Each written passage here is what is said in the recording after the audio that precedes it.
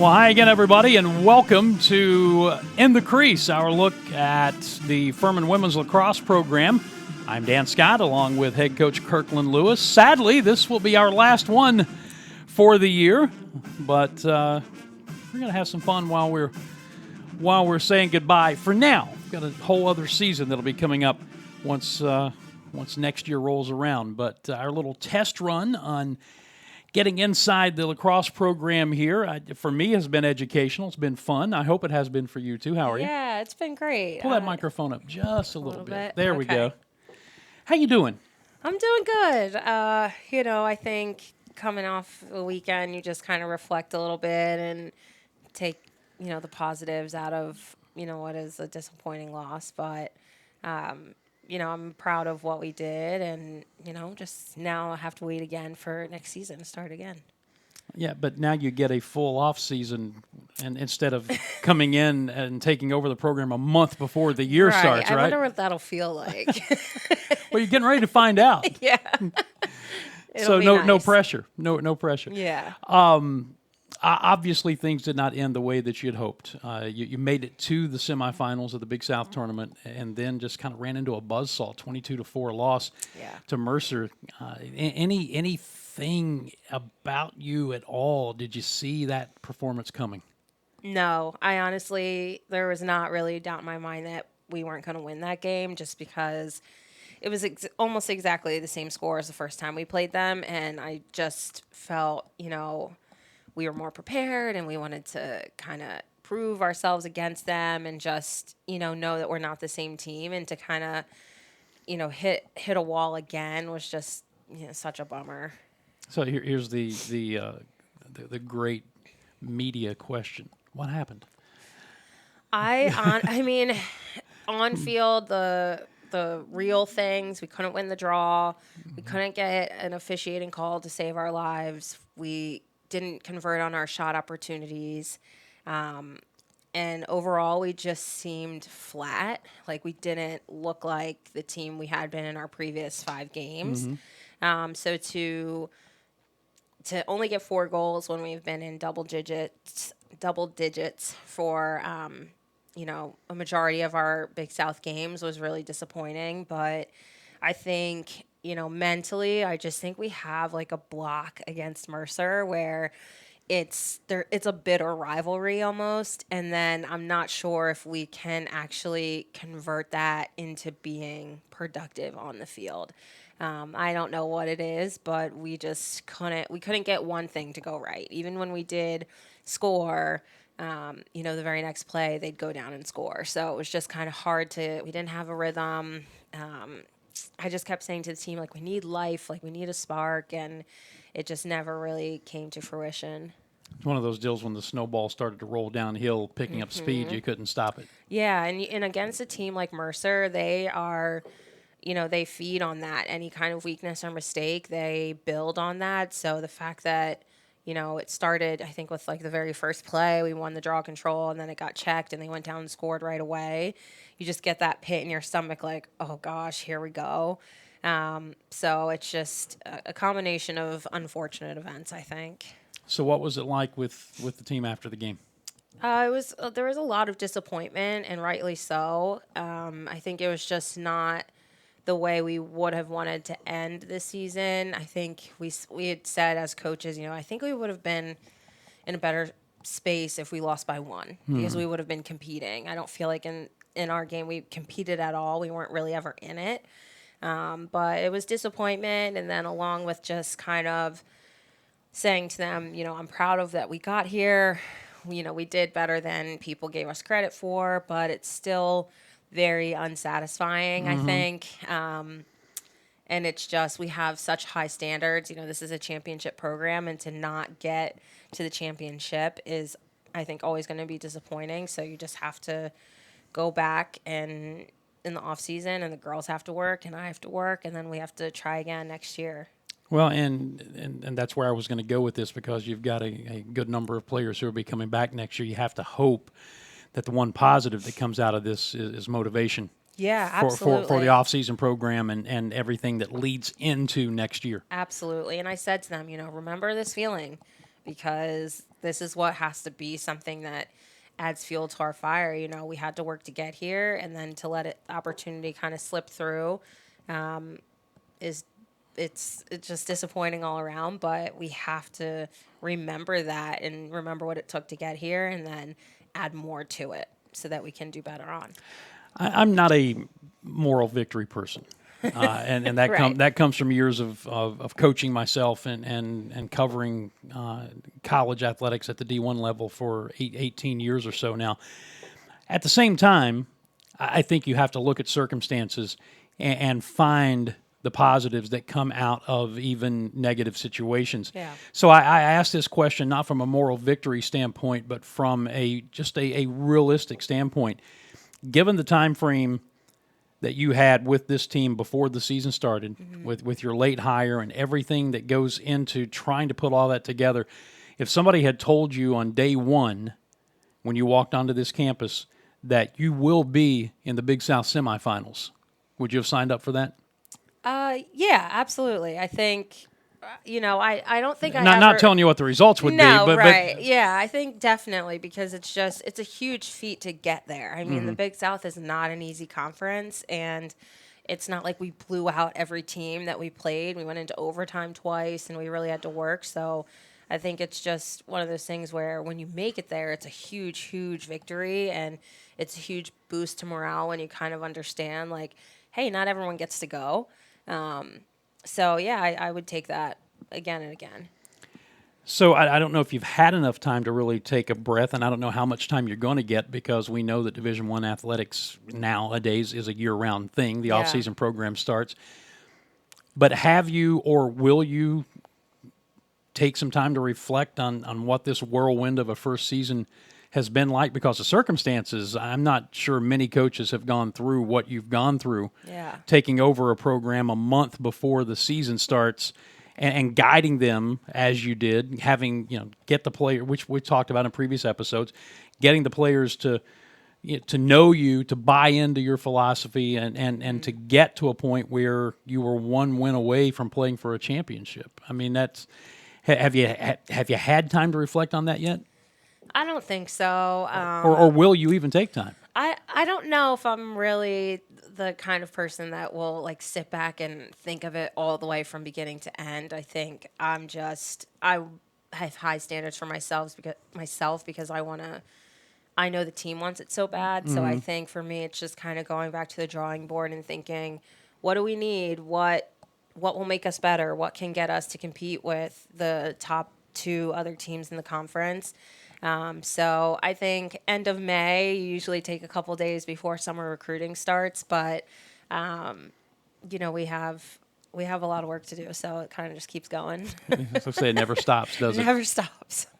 At some point, though, you have to take a little bit of time to unplug. Yeah, because of course. because you can't go 1,000 miles an hour. I know it's one of those things every where day. I'm like, maybe like I have to have a system, I think, and create one. In fact, of like, what is unplugging? Is that only a couple emails a day, or is that fully offline, or what am I doing in this off time? Because a lot of the time, this whole weekend, I just watched other championship games and conference games, and I'm like, does this count as being, unplugged and not, off? Or I think the answer to that's probably no. Dan, you could have just given me one thing.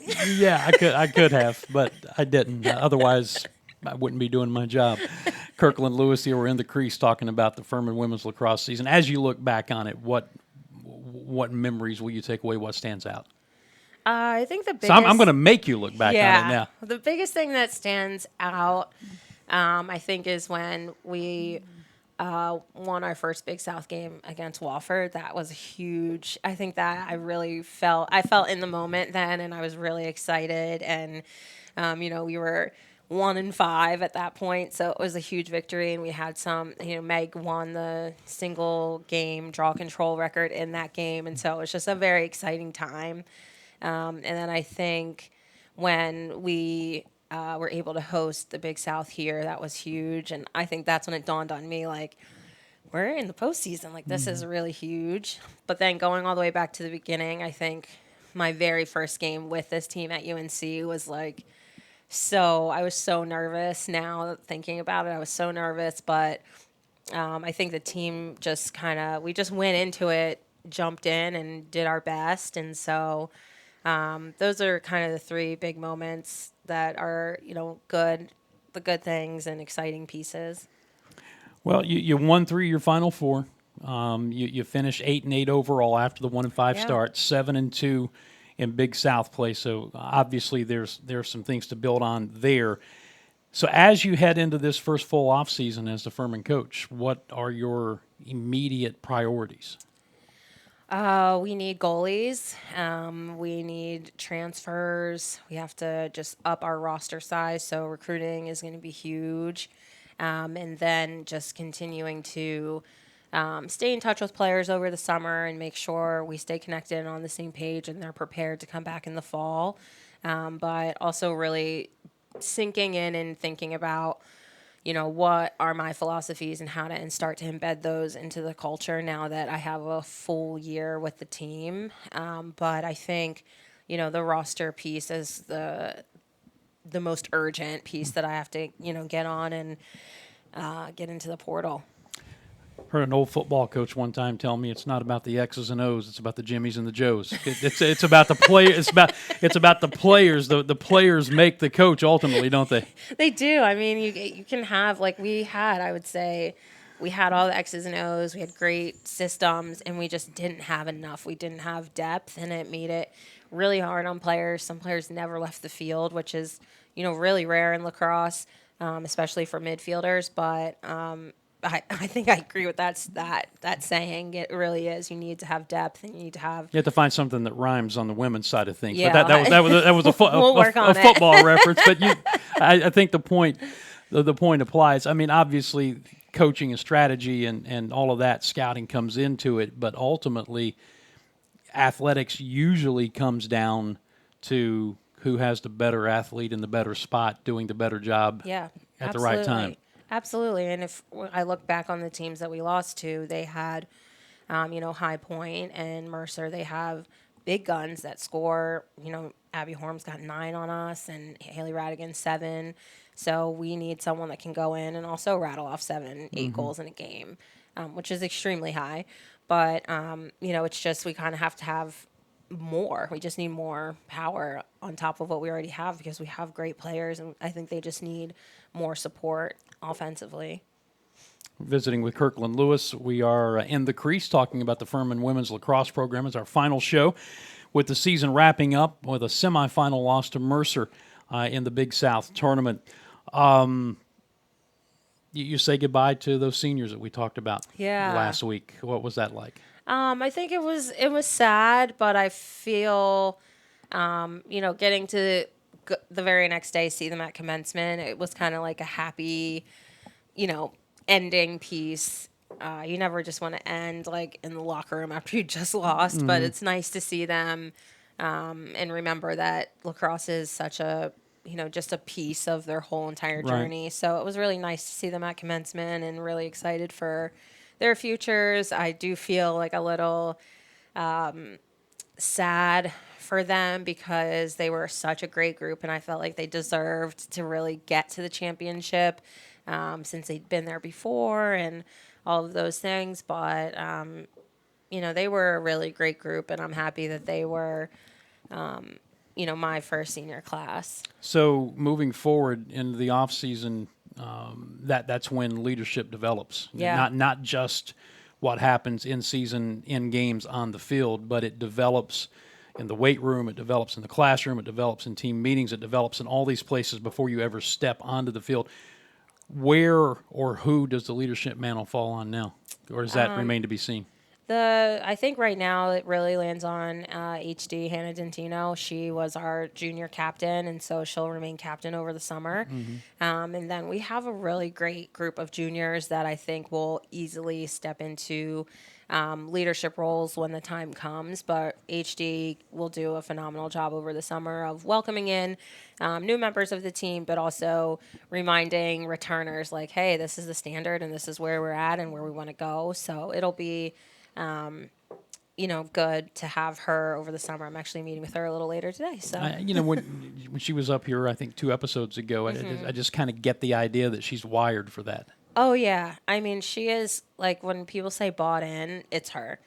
She is all about this specific program, and she wants so much for this team, and she puts her heart and her body on the line, and she holds herself accountable too. So I think it's a really good role model to have for our such a young team, but also really inspiring for everyone, including the coaches, because you want to do well and perform and be working at her level as well. So. Yeah, she'll do great, kind of stepping into being a single captain by herself, but also, getting more support next fall. Well, as we get into wrap-up mode here, anything that we haven't covered, anybody you want to mention that we haven't talked about? Yeah, so we had 2 all-tournament players, Yeah, and nice. Beal and Caitlyn Sousa, and I think Caitlyn Sousa is someone who is highly, highly underrated. She just has always had, from our very first game, marking the #1 attacker in the country in Jamie Ortega at UNC to Haley Radigan, and she's just done a phenomenal job all season long as a defender, and it's really hard to get recognition and accolades as a defender, but she is, just a huge standout in that piece. So I'm really happy for them that they were able to get some recognition for being in the Big South tournament. Well, that's great. That's great to hear. I've enjoyed what's been a handful of opportunities as we unveiled this new piece to our social media repertoire here, in the Crease with Kirkland Lewis. But getting to know you, getting to know a bit about this program, and hoping that our fans have enjoyed it too, and knowing and believing that there's a bright future for this program. As long as you recruit well, right? Yeah, that's all. That's it. That's it. No pressure at all. But no, all joking aside, I know the program's in good hands, and I've really, really enjoyed getting to do these on these past 4 or 5 Mondays, So have I. and hope that the fans have enjoyed it. Yeah, I've gotten good feedback, so I know that people are enjoying it, and I'm excited to do it.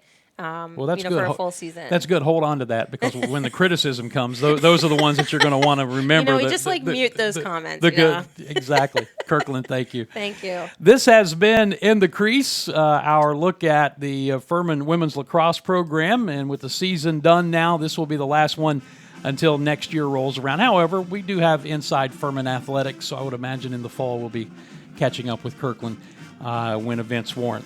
We'll be back with you then, and until then, we invite you to continue to look for Inside Furman Athletics through the end of the month of May, and also still at least one more episode of our women's softball program, the Weekly Wind-Up. All of that still ahead. For Kirkland, I'm Dan Scott, as always, saying God bless you, and so long, everybody.